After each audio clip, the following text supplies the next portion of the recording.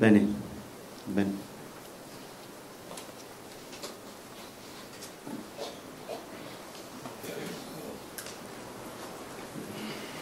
לפני כשבוע, שהייתי עם אבא בבית החולים, הוא ביקש להקריא את דבריו האחרונים, וכך הוא אמר: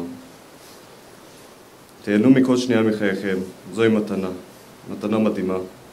תמיד תשאלו, כמה תאים יש לכם בגוף? שימו דגש על הנקודה הבאה.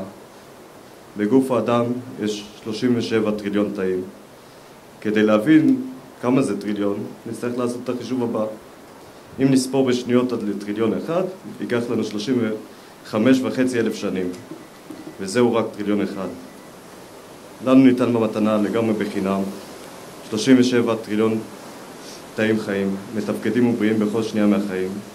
זה מסמל את המתנה הנפלאה שקיבלנו מהקדוש ברוך הוא, בידי כוחו האינסופי ובריאה של העולם. אם אדם יבין כמה הוא מקבל בכל רגע ורגע, נגיע לתפיסה יותר בריאה ומציאותית של החיים.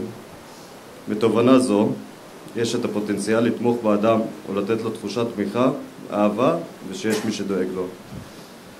תובנה זו היא בריאה ואמיתית, בגלל שזה באמת קורה בכל שנייה ושנייה של כל יום ויום כפול 37 טריליון תאים, וזה מבלי להיכנס לכמה פעולות כימיות ופיזיולוגיות אשר קורות בנוסף בכל רגע ורגע. כמות הפעולות האלו היא מעבר ליכולתו של האדם לתפוס במציאות, אבל זאת המציאות שלנו. ראוי לנו לחיות במציאות והבנה של תובנה זו במשך כל חייו של האדם. זו הנקודה שאבא שלי רצה להדגיש. תהנו ותעריכו כל שנייה ושנייה מחייכם. אוהב אותך לנצח אבא. יהי זכרך ברוך.